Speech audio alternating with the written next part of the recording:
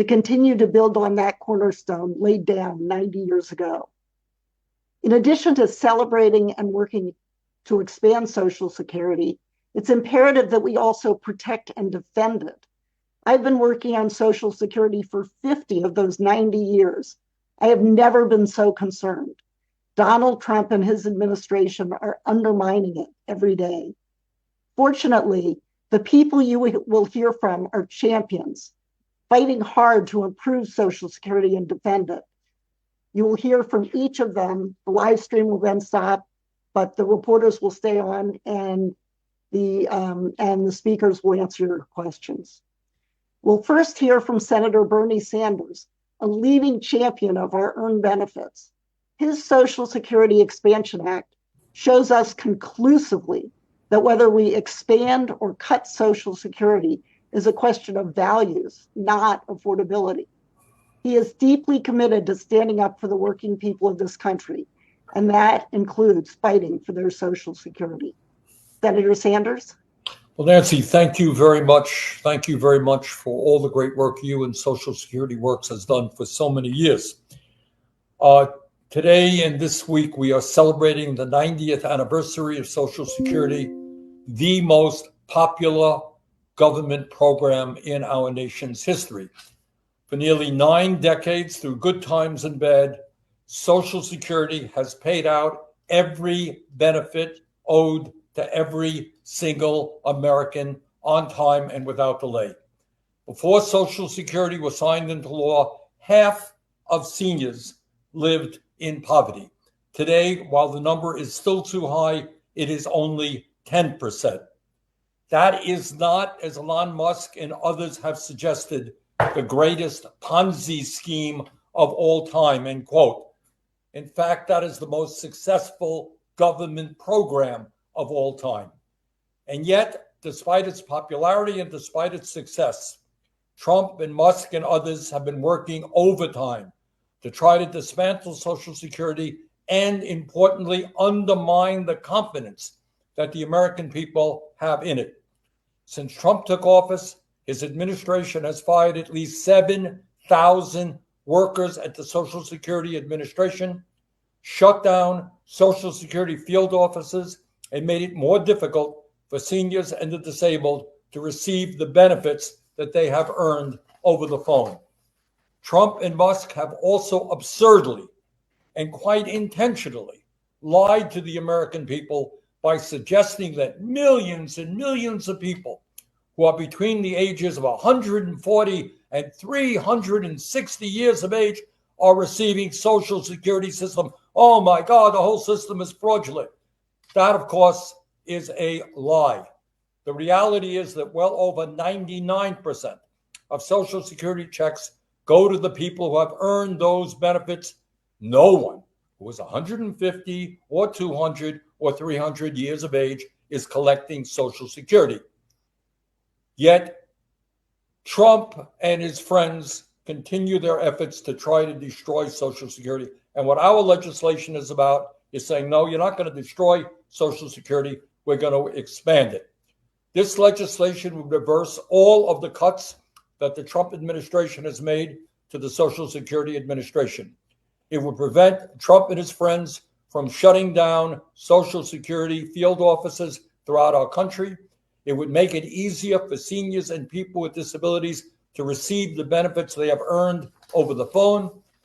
Each and every year, some 30,000 people with disabilities die waiting for their Social Security benefits to be approved. That is not acceptable. Trump's cuts will make this horrific situation even worse, and we are not going to allow that to happen. And that's not all that we must do. At a time when 22% of seniors are trying to survive on less than $15,000 a year, and nearly half of older workers have no retirement savings, our job must not be simply not to cut Social Security.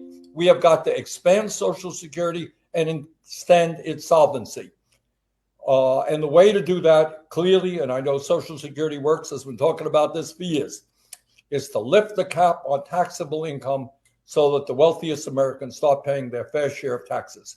Right now, as we all know, a billionaire pays the same amount into the Social Security Trust Fund as somebody makes $176,000 a year. If you lift that cap, we can substantially increase benefits, which is what we've got to do, and extend the life of Social Security for many, many decades. So, Nancy, thank you all very much. This is a huge fight. We have the American people behind us. Let's win it. Thank you very much. Thank you, Senator Sanders. Our next speaker, Finance Committee Ranking Member Ron Wyden, is another fierce fighter for our earned benefits. When Donald Trump's nominee to head the Social Security Administration was going through the confirmation process, Senator Wyden exposed his lies. Unfortunately, Republicans confirmed him on a party line vote, despite those lies. Senator Wyden responded by helping to form the Senate's Social Security War Room. He fights every day for all of us. Senator Wyden. Nancy, thank you. And my mother would always say after a basketball game, make sure you're running with the right crowd, dear. And I'm looking at some great Social Security advocates. So that is sure the case today. Unfortunately, we are up against some staggering challenges. I can't believe that he said it, but recently a Treasury Secretary openly bragged about plans to use a back door to privatize Social Security and hand the benefits of working families over to those folks on Wall Street. I mean, the reality is we have fought and fought against those kind of ideas led by Nancy and Bernie and people on this screen for years. And now we got a lot of problems. Customer service diminished by layoffs and chaos and confusion by those Trump lieutenants. A trust fund that diminishes every year. I received an analysis from the Government Accounting Office saying that the trust fund, because of the breaks for the ultra wealthy, made the challenges even worse. And I'll tell you, this feels a lot, folks, like the way Trump handled Medicaid. Bernie and John and Debbie and I all remember, for example, Trump was relentless. I am not going to touch Medicaid. No way, no how, not going to happen. And what happened? Biggest cut ever. And Trump's so-called promise to protect Social Security, in my view, is about as real as his promise to protect Medicaid. No substance, big consequences for American seniors, and families walking on an economic tightrope, because that's Social Security today for working families, balancing the food bill against the fuel bill and the fuel bill against the rent bill. And I think it's particularly important, Nancy, that on this day when we recognize the wonderful work of Social Security, we also take note of the fact that it did not happen by osmosis. All these years, wonderful advocates, led by progressives, led by people who said, we do a lot of things that are important in this country, but what we do is have this intergenerational compact between young people and working people, and you don't get to mess with it.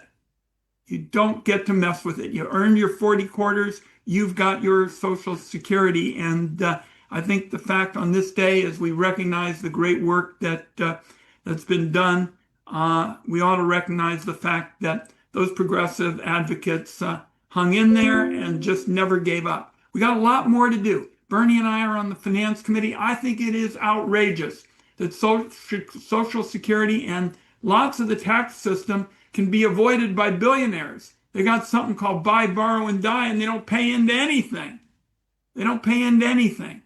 So we've got a lot more to do, but I'm telling you, as I started my comments, I'm looking at the screen and I'm feeling that seniors are lucky to have this group in their corner. We're going to be all in on this fight. At the Finance Committee, at the top of our agenda will be to make sure that Trump can't do to Social Security what he did to Medicaid, where he talked a big game, he said it was safe, he said nothing to worry about, and then turned around and did just the opposite.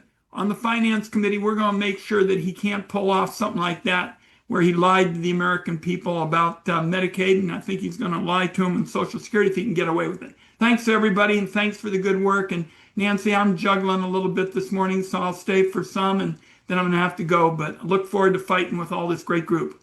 Well, thank you so much, Senator Wyden. Representative Debbie Dingle has been another Social Security champion, starting before she ran for office. Her late husband and her father-in-law were central to the enactment of Social Security and Medicare.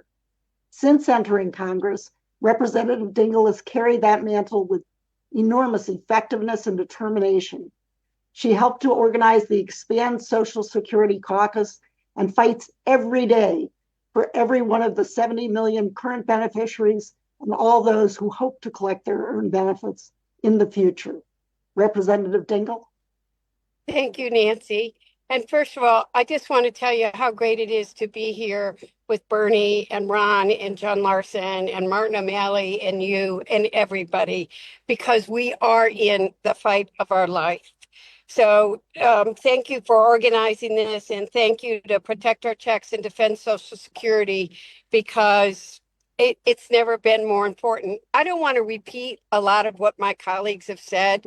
They're laying it out. I mean, here's the reality. As we speak, Republicans in Congress are pushing full steam ahead with an agenda that takes away benefits from millions and gives tax breaks to their billionaire donors. So, yep, that's right. They want to take from you so they can give to their donors, who, by the way, don't need Social Security or health care to survive. I just left. I'm in a car, and I apologize, but I just left a group of people that have been impacted by the Medicaid cuts, who are scared to death, and seniors who started crying because people do not understand. There used to be a three-legged stool. There used to be pensions people could rely on. They'd have savings and their Social Security. 2 out of 3 seniors in this country who have worked hard their entire life, have put the money into Social Security, now depend on that check to get by. And we already know what Donald Trump is doing. They're scared to death about what's going to happen. I'm sorry, I call it his big shitty bill, which, Republicans are out there, supporting and voted for. It was the largest cuts in Medicaid, Medicare, and food assistance. And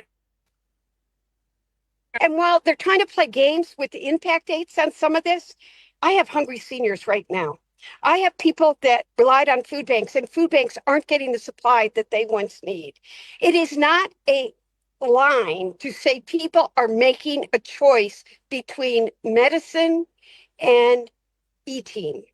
It is not. I just had a senior at this event that I was at that burst into tears because she said, if they take away my Medicaid, is my husband going to be out on the street? Where are we going to live? People do not understand what is happening in real people's lives every single day. And we have an administration that says that they're not going to cut Social Security, but it's been laid out by my 2 colleagues before me, and John Larson is the biggest fighter on all of this. They have cut. They're closing offices. They're cutting staff. People cannot get help.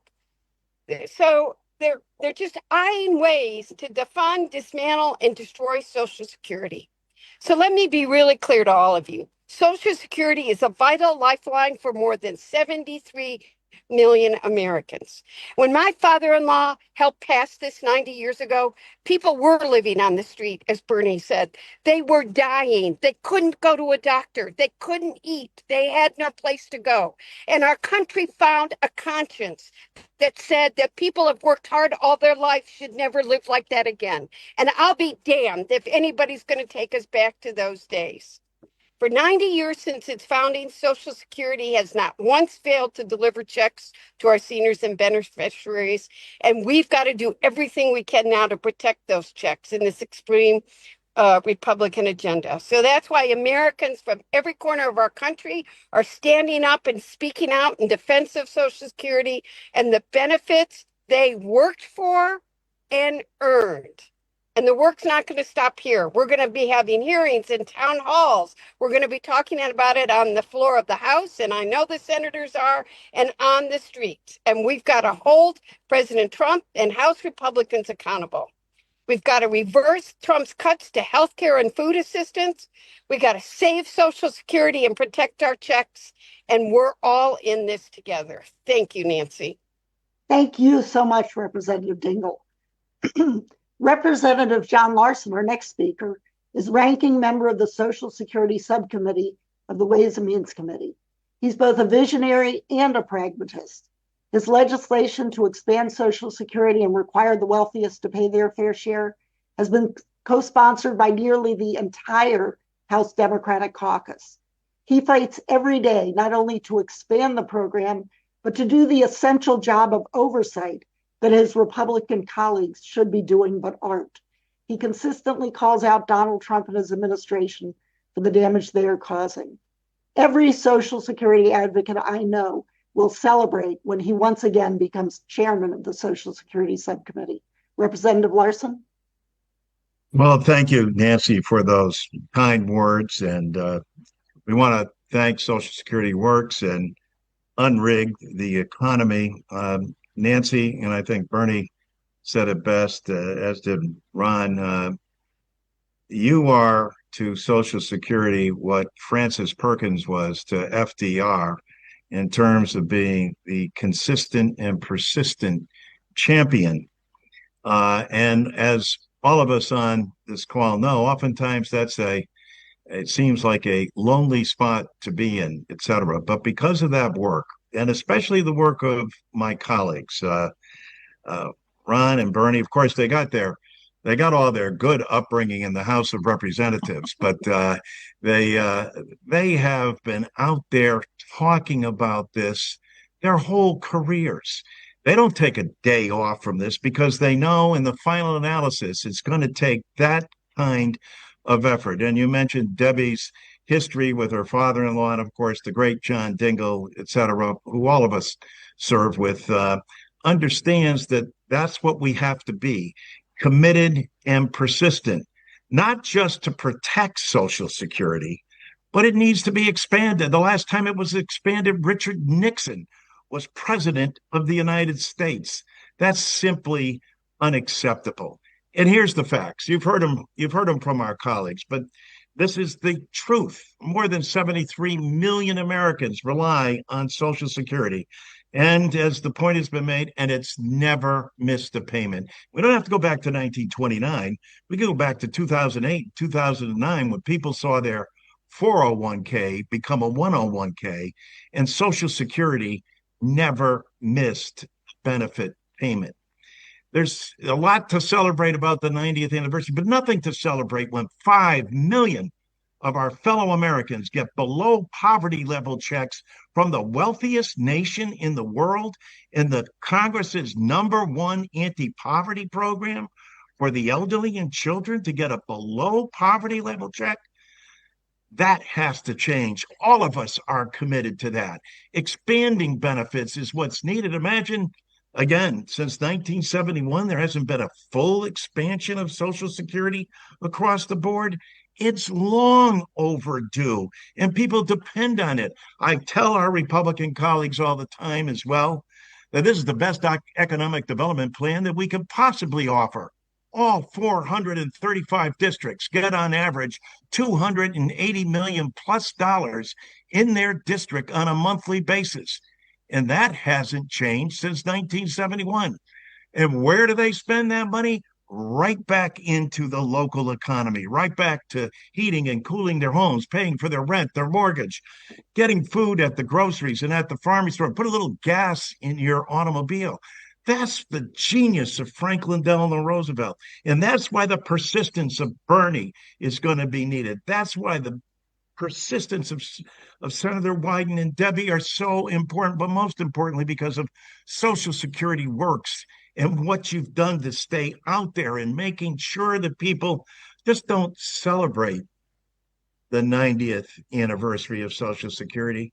But this is a call to action. I am so proud that Hakeem Jeffries is going to be leading the way in the House of Representatives, joined by Rich Neal and myself, but virtually, as you said, Nancy, the entire Democratic caucus with Debbie Dingle leading the messaging on this, so that when we take back the House of Representatives, this will be our top priority, and action will take place within the first 100 days. That's what Democrats need to be talking about. Frankly, it's not just Democrats, it's about the American people, because Social Security is loved and approved by Republicans, unaffiliated, and Democrats all across the board. Let's take this fight to the Congress, but let's make sure that the public knows how important this is. And with 10,000 baby boomers a day becoming eligible for Social Security, it's time not only to speak up, but speak out and act. Thank you, Nancy, and Social Security, and to my colleagues for all that we're doing to move this effort forward. Thank you so much. Our next speaker, Martin Omali, was President Biden's Social Security Commissioner. He worked tirelessly to cut wait times, eliminate backlogs, increase morale, and promulgate regulations that streamlined administration. Over the last 6 months, he's used his tireless energy and expertise to ensure that the American people know the damage and chaos that Donald Trump, Elon Musk, Stephen Miller, and the rest of the Trump administration are inflicting at SSA. Commissioner Omali. Nancy, thank you. And thank you so much for everything that you and Social Security Works does all around the country. There's hundreds of events that are happening to celebrate this 90th birthday of Social Security. I want to thank Senator Wyden, Senator Sanders, Congresswoman Dingle, Congressman Larson, just such outstanding leaders and defenders of Social Security. Let me say this in a nutshell.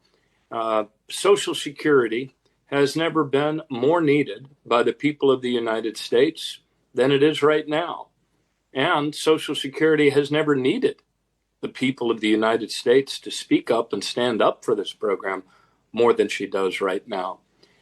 After getting almost every service metric moving in a better direction for the people who had paid for those benefits and paid for their customer service, we were able to put the agency in a much better customer service posture, notwithstanding the fact that its staffing had been reduced to a 50-year low, while baby boomers swelled its ranks to an all-time high. And then in comes Elon Musk with his chainsaw with the Doge team. They have gotten rid of at least 7,000 people. But actually, Nancy, I think the damage is even deeper than that. There is no openness. There is no transparency out of the current regime at the Social Security Administration. And I believe that probably a lot more than 7,000 people have left, given the hostile work environment that they have created there. We hear about field offices teetering on the brink of collapse because they just don't have the staff to see people.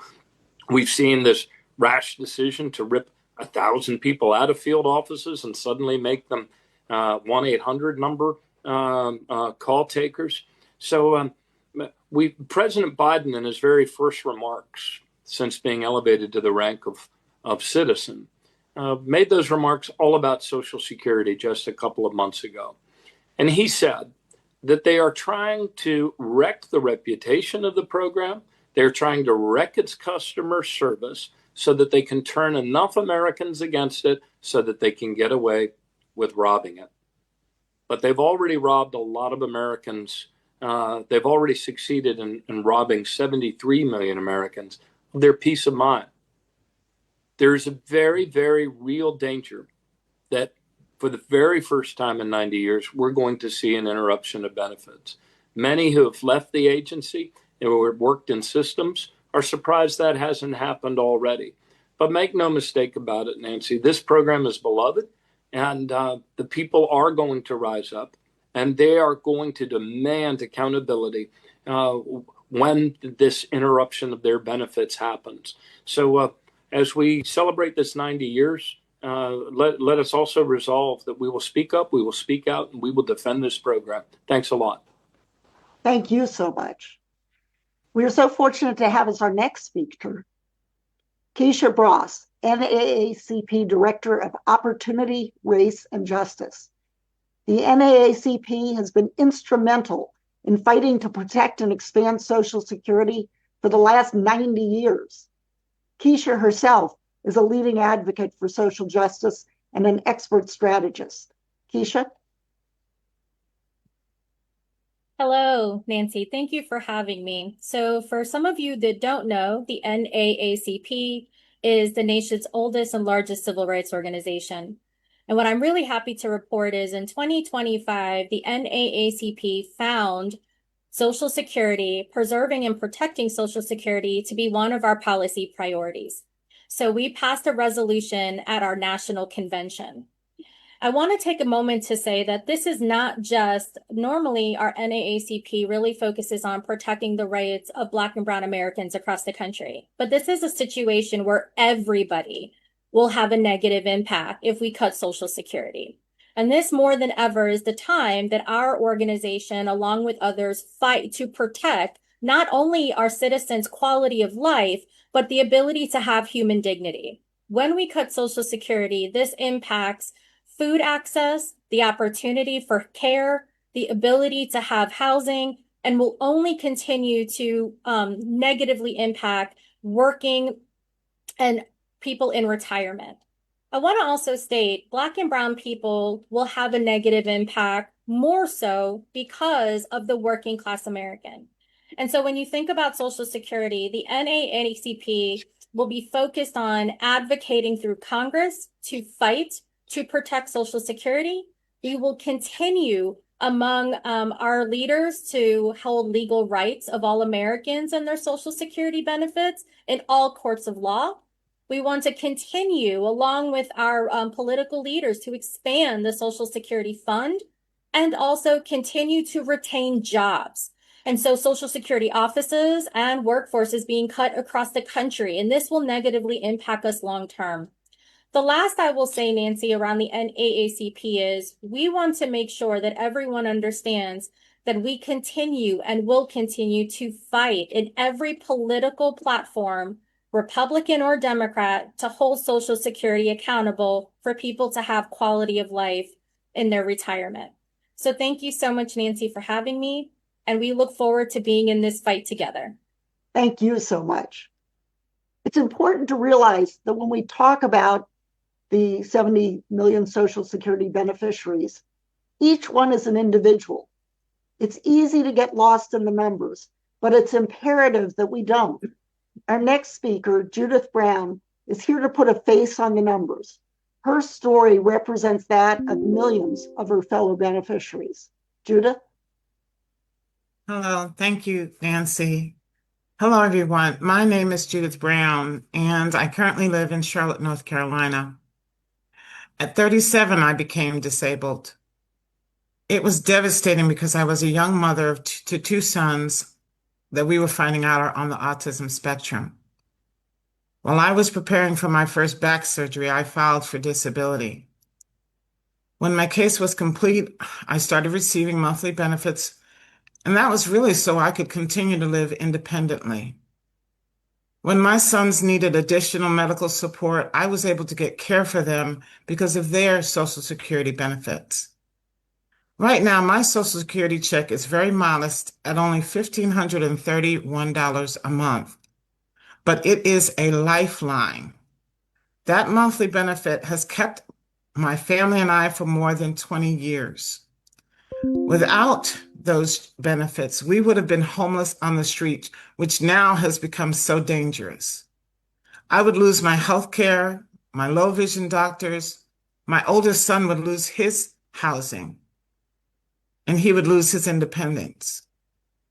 No one thinks that they're going to be the ones who will need this lifeline until they have an accident or a medical event. I know many people who were working and then they became disabled.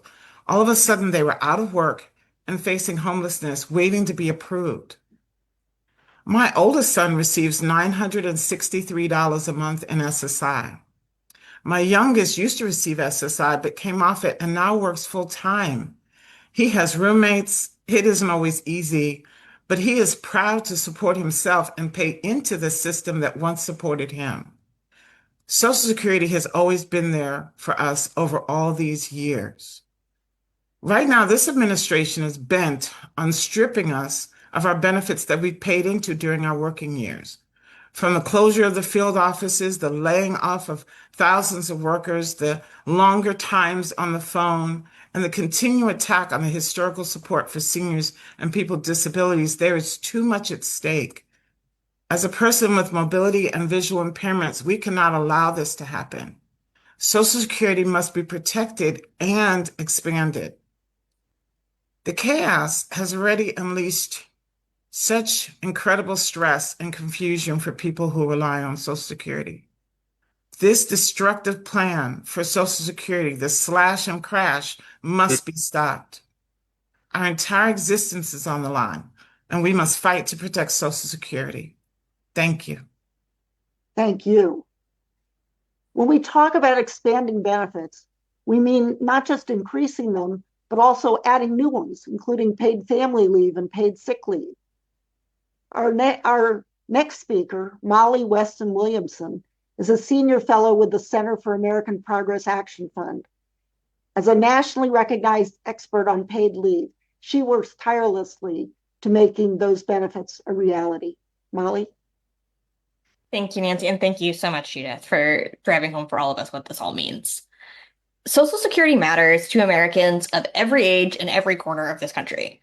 Along with seniors and adults with disabilities, America's kids count on Social Security, one of the nation's largest and most important child poverty programs.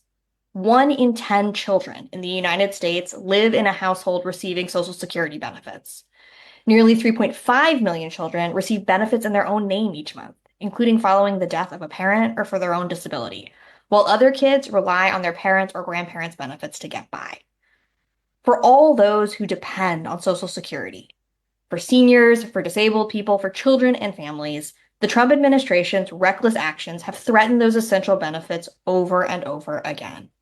Needless and harmful staffing cuts to an agency already stretched too thin are making it harder to access needed benefits or get support for existing claimants, stoking a customer service crisis. A constantly shifting array of restrictions on service by phone and rising wait times to get an answer at all are putting barriers between Americans and their benefits. At the same time, President Trump and congressional Republicans' signature legislative accomplishment includes giveaway after giveaway to the ultra-wealthy while threatening the future of the Social Security the rest of us count on. Their new law means less money flowing into the trust fund to pay for our benefits, while the Treasury Secretary brags about the bill creating a backdoor for privatizing Social Security, the exact opposite of what we need. The American people want to see Social Security strengthened and supported, not undermined and obstructed. After 90 years, it's time to defend and expand on the Social Security Americans have built lives and livelihoods on for generations, not chip away at the cornerstone until more and more of us fall through the cracks. Thank you so much for that. Our final speaker is Unrig Our Economy spokesperson, Sarin Francis. She and her colleagues have been working tirelessly, not just on today's event, but on this entire week of action, which will culminate this Saturday, August 16th, in rallies all across the country in support of Social Security with the loud demand, protect our checks. Sarin? Thank you so much, Nancy. And I want to thank everyone for taking time to join us today on this call. Republican tariffs are driving up prices at the grocery store. The bills are rising the cost of healthcare and electricity.